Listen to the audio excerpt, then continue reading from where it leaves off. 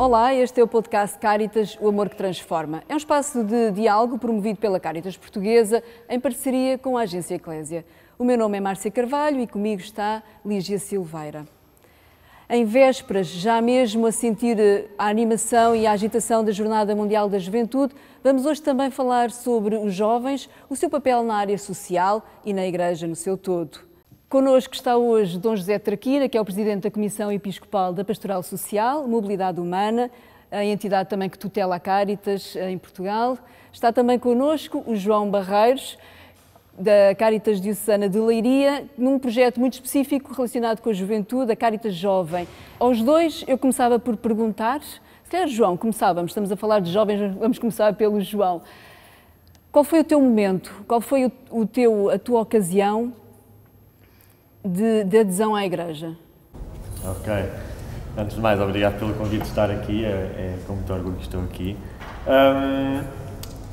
É uma pergunta complicada, é essa.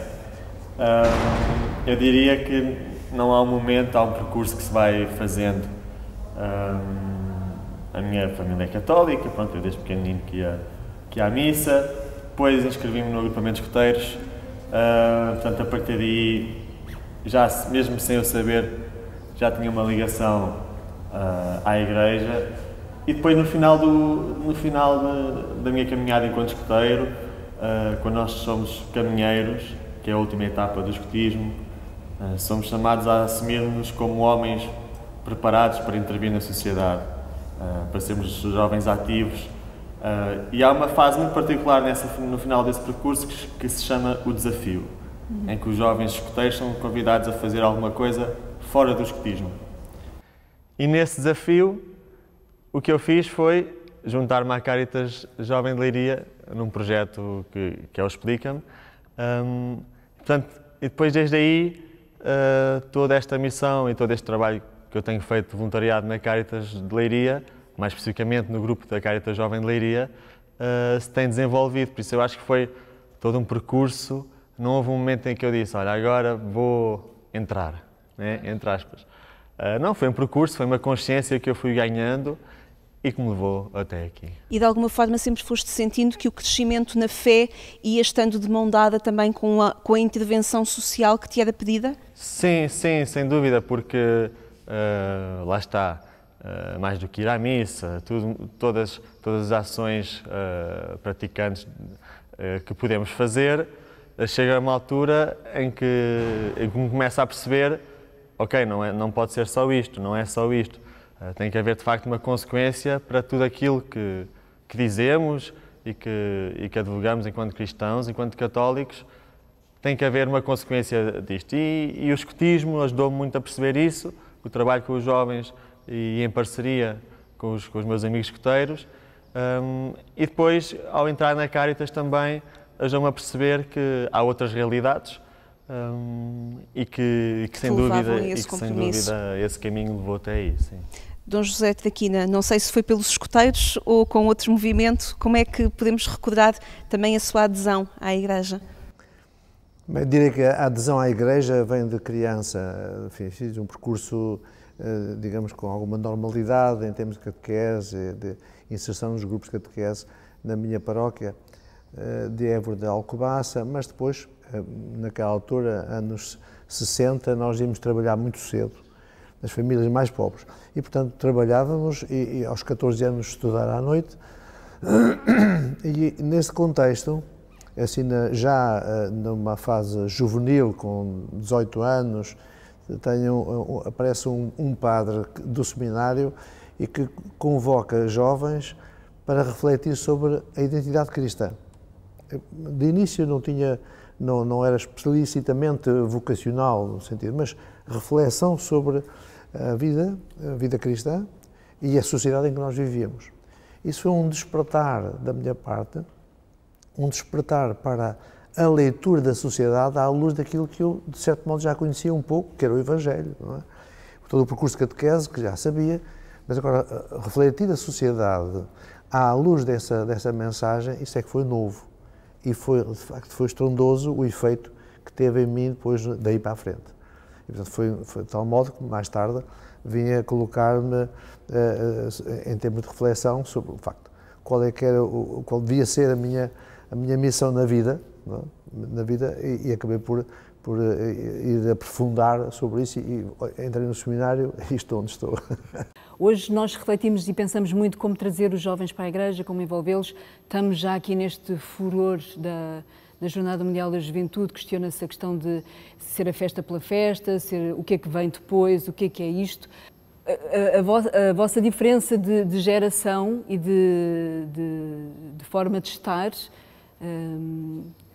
como é que cada um, e começar livremente, como é que veem o que é, onde é que está este atrativo hoje? Bem, eu posso avançar dizendo que o grande apelo à consciência é passar da análise, da capacidade de ver, e de ver a partir do Evangelho, portanto, conseguir olhar com os olhos de Jesus a realidade humana que nós temos, e a perguntar qual é que é a minha missão no meio disto tudo. Quando eu passo para aí, mas a minha vida, eu sou chamado a ter uma missão da vida. Seja qual for aquilo que eu escolher, seja qual for a opção, ela deve ser assumida como uma missão. A minha vida não é para uma banalidade qualquer. E, portanto, há de ter a ver com as outras pessoas, que nós realizamos uns com os outros. E esta consciência juvenil deixa-nos inquietos, de certa maneira. Não, temos que fazer alguma coisa que tem a ver com as outras pessoas, porque é assim que nos realizamos, não é? E, portanto, vamos, depois, ao longo da caminhada, ir aperfeiçoando, de uma maneira ou de outra, este empenho. Mas é muito bom, entendo eu, que a fé cristã se traduza em vocação e em missão. Exatamente assim.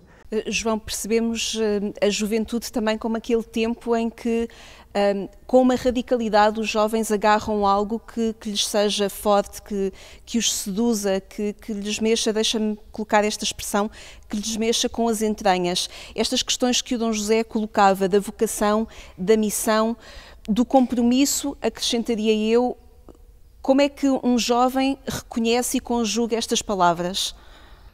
Não é fácil para começar. Em primeiro lugar, porque algumas dessas palavras assustam.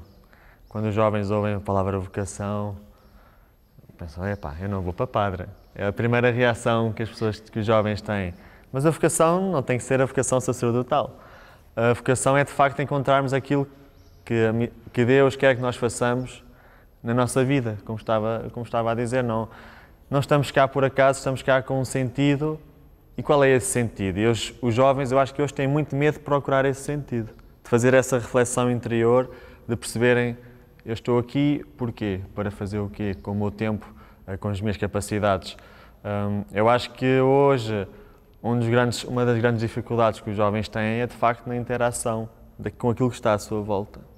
Vivem muito mais voltados para si, para o telemóvel, para as redes, que têm vantagens, certamente, e que são muito úteis, mas está-se a perder um sentido de comunidade, digamos, de interligação entre os jovens.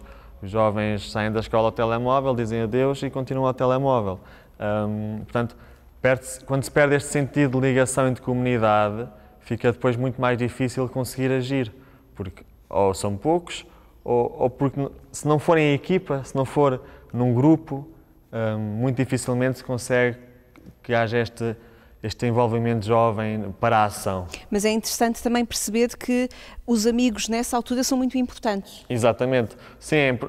Ou seja, é isso mesmo, se houver essa interação, se eu tenho um grupo de amigos, eu posso dizer hoje que o meu grupo mais forte, ou um dos meus grandes grupos de amigos, são pessoas que eu conheci na Cáritas, nas ações que fui fazendo.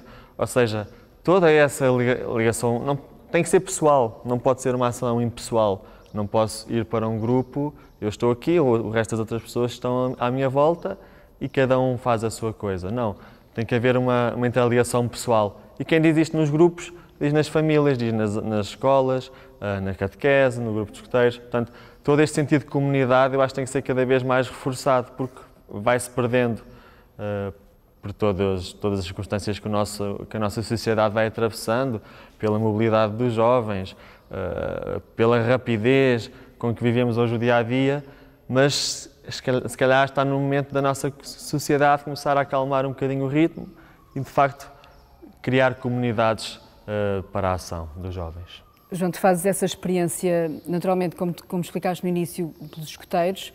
Os escuteiros também traz esta dinâmica de lúdica, de contacto com a natureza e tudo mais, mas depois falas da dimensão de serviço também relacionada com a Cáritas. Esta experiência, tu falas de comunidade, de serviço, como é que ela se realiza num organismo como a Cáritas, por exemplo? Bom, a primeira coisa que nós temos que perceber é conhecer a realidade. Ou seja, a Cáritas e tantos outros grupos e associações, felizmente, que existem em prol de alguma missão, têm que perceber quais são as necessidades reais que existem localmente. Às vezes há uma tendência para haver muitos projetos sobre muita coisa, mas que no fim resolvem pouco. Portanto, e no caso, por exemplo, da Cáritas e naquilo que tem sido a minha experiência na Cáritas de Leiria e na Cáritas Jovem, o que se tenta é mesmo fazer uma auscultação dos problemas e da realidade local e encontrar projetos e soluções que vão de encontro a esses problemas. Portanto, não estar a criar caridade, entre aspas, porque sim, mas porque há um fundo e há uma razão e há uma consequência que se espera dali. Não apenas aquilo que já se tem falado, que é do assistencialismo. Não, fazer projetos que consigam atuar no momento, quando é preciso, mas criar daí para a frente uma perspectiva de futuro e de resolução das coisas. E neste caso tu falas de um projeto que já mencionaste, que é o Explica-me. Explica-me, sim. Se quiseres apresentar-nos um bocadinho mais, que envolve o acompanhamento de crianças, sim, não é? Explica-me é um projeto da Cáritas Jovem de Leiria, 100% voluntário, que consiste em todos os sábados de manhã, jovens voluntários vão dar explicações a crianças e adolescentes que vêm de famílias identificadas pela Cáritas, pelos técnicos da Cáritas, que ou por terem más notas, ou por terem insuficiência escolar, ou às vezes por os pais não conseguirem prestar o apoio que os miúdos precisam na escola, que é muito exigente. Então ali, todos os sábados de manhã, temos um grupo de jovens voluntários que vai dar explicações e que faz o acompanhamento destas crianças. Mais uma vez, a tónica, e sempre que nós falamos com os monitores voluntários que vêm de novo, uma das coisas que nós dizemos logo no início é: atenção que isto não é um centro de explicações. O objetivo é que haja uma relação entre o explicador e o jovem e entre os explicadores. Portanto, porque vai de encontro ao que eu estava a dizer anteriormente, só mesmo criando relação entre as pessoas e espírito de comunidade é que depois se consegue avançar. E há essa relação também como tu falavas, com o técnico, portanto, há uma visão global daquela família nas suas diferentes Exatamente. áreas. Sim. Que desafios é que traz para uma estrutura neste caso estamos a falar da Cáritas, poderia ser outra organização, que desafios traz para uma direção, para outros técnicos com uma formação diferente, para acolher também estes jovens voluntários? Eu acredito, tenho a perspectiva do lado de cá, não é? Mas tentando me colocar do lado de lá, não é fácil, porque os voluntários não trabalham ao mesmo ritmo que as instituições, não é? É preciso também perceber quando é que se pode pedir mais ou quando é que se pode pedir menos aos voluntários. Se falarmos de voluntários que estão na universidade, para a época de exames já sabemos, não vale a pena estar a pedir. É o calendário de vida, claro. Não vai dar. Outras vezes é ao contrário, o voluntário está sexta-feira à noite a fazer qualquer coisa e precisava de falar com a técnica. Mas a técnica provavelmente sexta-feira às 9 da noite não vai atender o telemóvel. Portanto, tem que haver aqui uma gestão muito próxima, uma proximidade entre os jovens, voluntários e entre as equipas técnicas, neste caso da Cáritas ou de outros movimentos, para que essa comunicação seja o mais facilitada possível. Porque se isso acontecer, se houver essa comunicação, não há grandes entraves. Depois é deixar os jovens e os voluntários também trabalhar, fazer algumas asneiras, verem que se calhar o caminho não é por ali ou é por outro lado, mas acima de tudo a comunicação entre a parte técnica e a parte do voluntariado, se for boa, está tudo a correr bem, funciona bem. Dom José da Quina, vou-me socorrer aqui de uma citação que o João fez no último encontro de pastoral social, em que ele dizia: não tenham medo, e aqui lembrava palavras de São João Paulo II, e ele dizia: não tenham medo de chamar os jovens, mas se os chamarem, estejam disponíveis para as suas ideias e para os seus projetos. Entre este entusiasmo, este ímpeto que os jovens trazem de inovação, de sonho, de arriscar, até com algumas ideias que à partida podem parecer descabidas, mas que precisam de terreno para perceber a realidade, a possibilidade da sua concretização ou não. E a experiência também que as direções das Cáritas vão acumulando, que espaço há este para que as direções também se possam tornar mais jovens, para que as respostas de hoje possam ganhar rostos de hoje, com mãos e ideias mais frescas, digamos?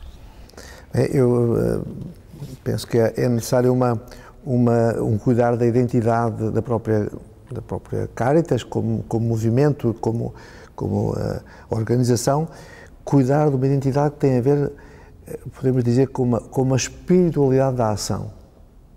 Não podemos cair no assistencialismo, como o João já disse, nem mesmo numa ação que se esgota em si mesma, que desaparece. Há uma questão prévia. E acho graça ao lema da Cáritas. A Cáritas, o amor que transforma.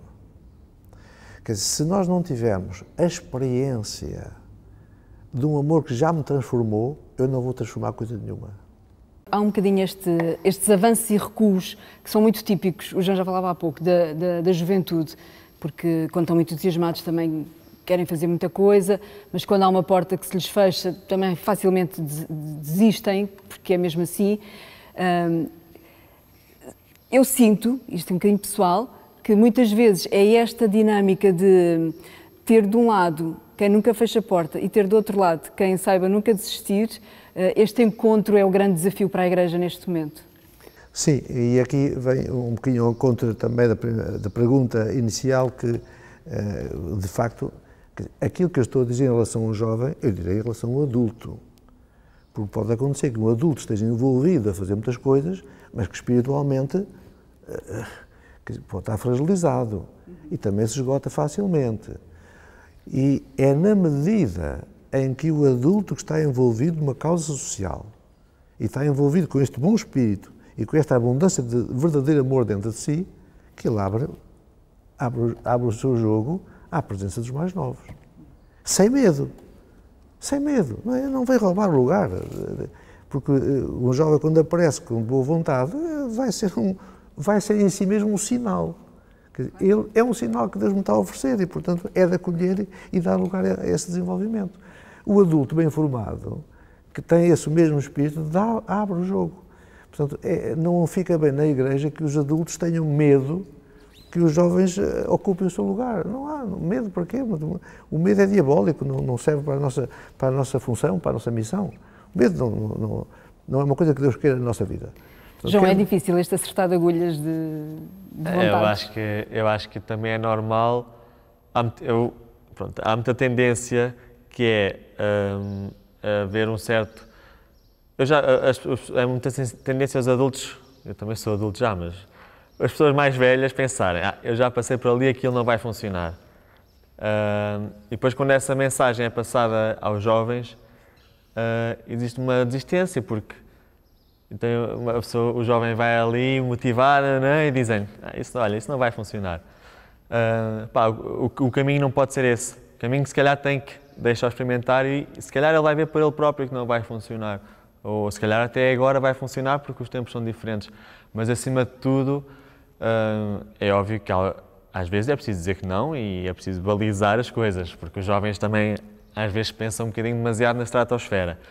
Mas é preciso dar flexibilidade para a falha, porque a falha é que leva à aprendizagem. E eu tenho notado isso muito na Cáritas também. É preciso deixar fazer, ver o que é que corre bem, o que é que corre mal, porque só assim é que se vai avançando. E se houver essa abertura, É possível. E isso vai já acontecendo também com outras Cáritas diocesanas, aquilo que já não se pode dizer que a Cáritas Jovem de Leiria ensaia, mas aquilo que vai percorrendo vai sendo de alguma forma também puxado, perguntado noutras Cáritas diocesanas também. Sim, eu acho que há essa, pelo menos tem havido, e nós temos já tido esses contactos, tem havido essa preocupação de já várias Cáritas diocesanas falarem connosco, como é que vocês fizeram, como é que se organizam. Sou sincero, depois não sei se tem havido consequência ou não, mas há esse interesse. E porque é transversal também na Cáritas, percebemos do envelhecimento das pessoas, da dificuldade de renovação, e é importante pensar nisso para o futuro, sem dúvida. Eu espero que esta experiência, de facto, de Leiria, seja motivadora, embrionária e motivadora para as Cáritas em Portugal. Isto é, seja uma possibilidade em aberto para que as Cáritas diocesanas tenham núcleos juvenis, chamem-lhe Cáritas diocesanas, chamem-lhe Cáritas juvenil, o nome agora como quiser. Mas há um pormenor, é que o jovem tem que ter autonomia, tem que ter protagonismo. Porque se eu sou chamar um jovem para a Cáritas, para ele fazer aquilo que eu mando, isso não serve. Esse não serve. João está-se a rir. Não serve. O jovem tem que ter a sua autonomia, tem que ter protagonista. Nós temos aqui uma experiência que tem aqui, onde nos encontramos na nossa região, tem tido um efeito grande, que são a Missão País dos Jovens Universitários. E é muito curioso que num espaço de poucos dias, são os jovens que projetam uma semana, projetam aquilo que vão fazer e têm ações sociais que eles escolhem, promovem e resolvem numa semana, de uma forma estudada, o que é preciso fazer cada dia, quais são os materiais que precisam, onde é que vão buscar essas ajudas e fazem, para espanto de muitos adultos da Terra, os jovens conseguem fazer isso. São protagonistas. A prova está dada, não há dúvida. É preciso confiar. E tenho falado também com alguns pais que veem os filhos nessas atividades e ficam espantados, de facto, porque nem sabiam que o seu filho tinha tanto gosto em promover aquilo. Sim, porque é feito por eles e é uma experiência que faz crescer imenso. E, portanto, eu regozijo-me por ver jovens que o fazem, que são capazes de fazer isso, e, portanto, penso que a nível das Cáritas diocesanas pode haver espaço também para os jovens fazer uma iniciação na área social, não é? Manifesta a sua vontade de colaborar, não apenas para fazer coisas que são necessárias fazer, pontuais, mas entrar na reflexão, coisas que têm a ver com jovens mais pobres, com estudantes mais pobres, com famílias com mais... E que os jovens têm ali pessoas da sua própria idade que podem estar a precisar de apoio e são sensíveis a descobrir soluções e a descobrir... encontrar também respostas e soluções para atender essas famílias e esses jovens que estejam em situação mais pobres. Passa também, João, pela capacidade de arriscar a novas tarefas normalmente, como tu dizias, o voluntariado, se não corresponde à minha expectativa, sei lá, dobrar roupa. Eu acho que é sobretudo isso. A Cáritas Jovem em Leiria, uma pessoa que estava na altura na Cáritas, ele dizia sempre, opá, chegou lá uma rapariga, bateu-me à porta e queria fazer voluntariado na Cáritas. E a única coisa que eu tinha para ela fazer era dobrar roupa. E pensou, isto não é algo que vá ser chamativo para uma adolescente que quer vir fazer voluntariado, vir dobrar roupa. Não é algo que a vai prender a isto, não vai criar dali uma consequência e o tal ímpeto interior para depois florescer. E portanto aí também surgiu um bocadinho daí a Cáritas Jovem, foi... Ok, então vamos chamar os jovens, digam-me o que é que acham que se pode fazer, o que é que gostam de fazer e que pode contribuir. E é isso, é pegar nos jovens, nas capacidades e nas qualidades que os jovens têm e colocar essas capacidades ao serviço de quem precisa. Essa foi um bocadinho a estratégia da preparação da Jornada Mundial da Juventude, toda esta dinâmica que se foi criando nas dioceses, nas paróquias, com os comitês locais, diocesanos, nacionais, tudo e mais alguma coisa. Tu sentiste este frenesim da atividade? Qual é a tua expectativa em relação ao dia 7 de agosto? Acho que a jornada vai ser um misto de muitas coisas. e acho que isso é bom. Eu pessoalmente não vou poder estar, mas se eu pudesse estar, ou melhor, pensando primeiro na preparação, acho que é muito importante porque o que se está a ver é as paróquias a mexer, as dioceses a mexer, com toda a gente, os jovens, os mais velhos, toda a gente está afogada em arranjar famílias de acolhimento, atividades para pré-jornadas, tudo isso. Portanto, é aquele espírito de comunidade que eu falava, com este objetivo comum, está a resultar, porque estamos a ver pessoas que se calhar nunca falavam, sem ser por outros motivos, estão a trabalhar juntas, e isso está a ser, para mim, já algo positivo na jornada. Depois a vivência em si, é óbvio que para os jovens vai ser algo espetacular, um encontro que não poderá ser esquecido. E depois, João, se tu pudesses, exato. O que é que tu desejavas? O depois, eu penso que o depois depende muito da vivência que cada um dos jovens que estará presente fará daquele momento. Se um jovem estiver lá apenas na perspectiva do festival, o depois será pouca coisa.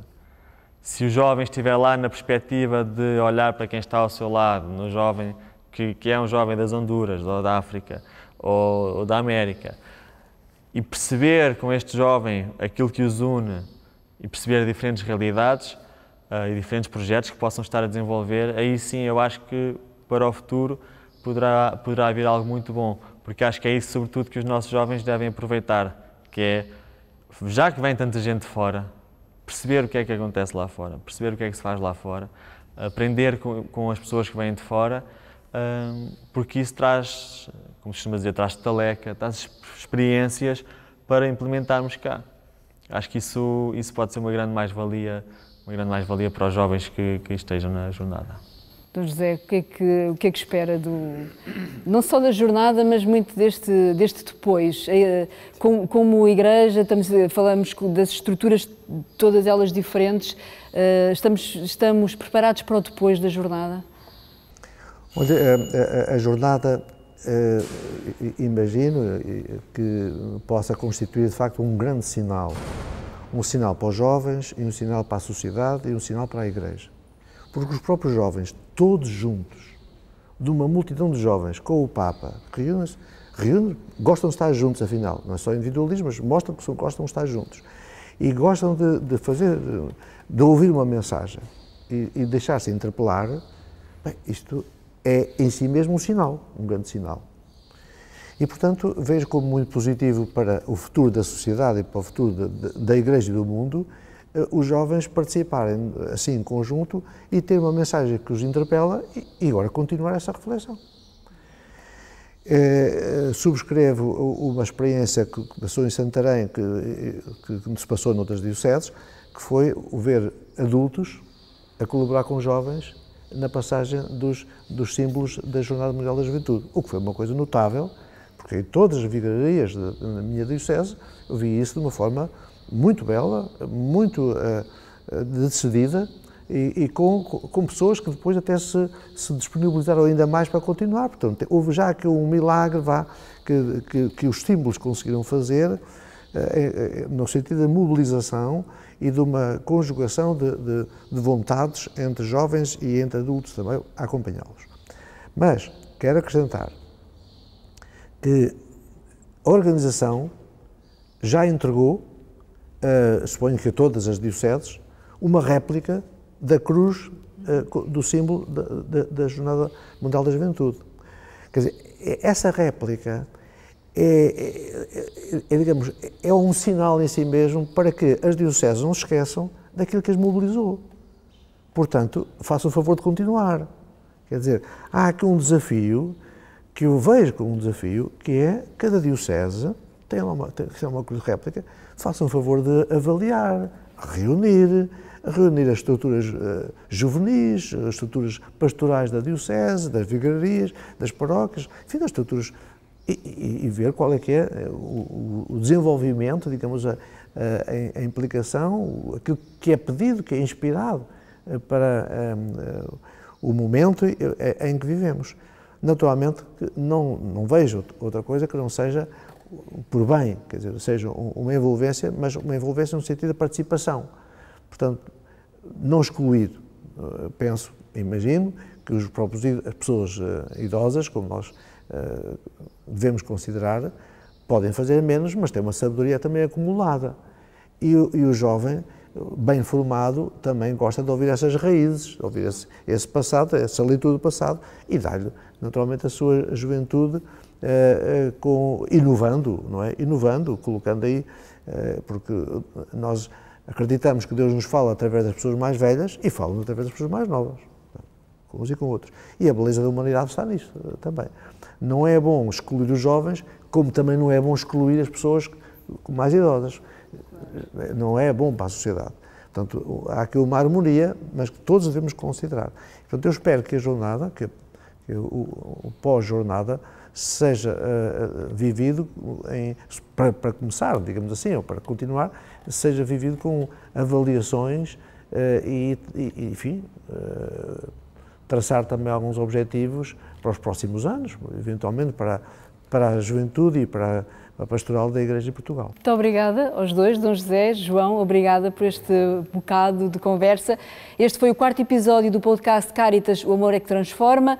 Está disponível no site caritas.pt e nas plataformas digitais.